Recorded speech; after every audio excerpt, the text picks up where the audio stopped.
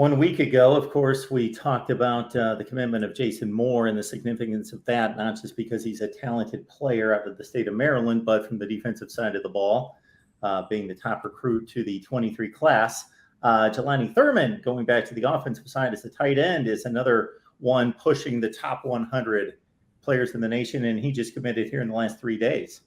Yeah, tremendous get, obviously, for Ohio State to add Jelani Thurman.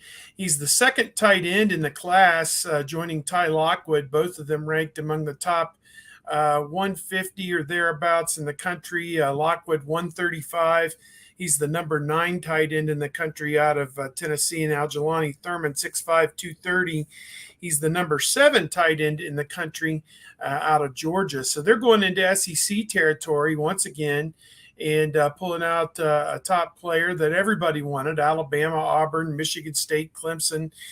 29 offers for this guy, Jelani Thurman, and the Buckeyes take him out of there. A lot of people talk about him as like an athletic tight end who can make all the catches and do everything that you're looking for. Great height and an elite frame, long arms, just does it all. Has been a flex wide receiver, an H-back, a tight end, and can do a little bit of everything, I guess, and can catch the ball away from his body and make plays with the ball after the catch. So, this is a guy, a receiving tight end that maybe they can use to continue to energize this offense. And once again, a guy, an outstanding offensive player, wants to play at Ohio State. What a surprise that we see that in this day and age, obviously.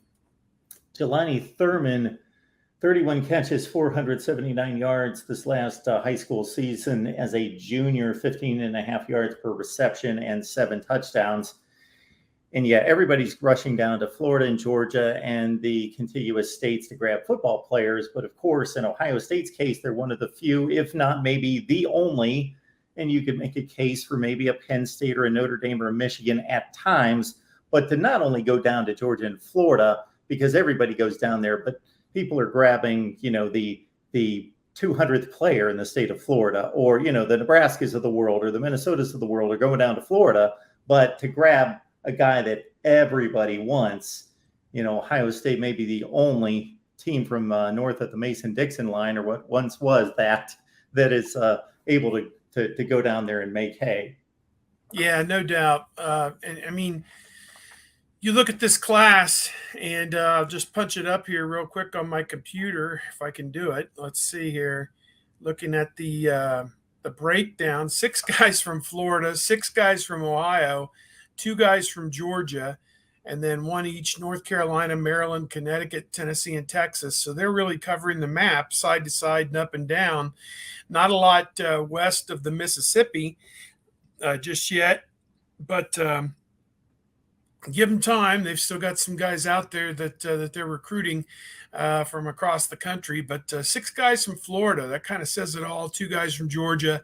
So they're not letting state boundaries or local biases hold them back. They are going after the top players they can get on a nationwide basis. And obviously still some more work to be done in this class. Let's see here. It is 19 commitments, and my guess is they're going to end up around 23 to 25 when it's all said and done, because as we know, last year Ryan Day liked to take a few extras because the transfer portal took a bite out of the Buckeyes, obviously, as the year wore on. So I think they oversigned by 5 or 6 last February, and will probably do the same this year.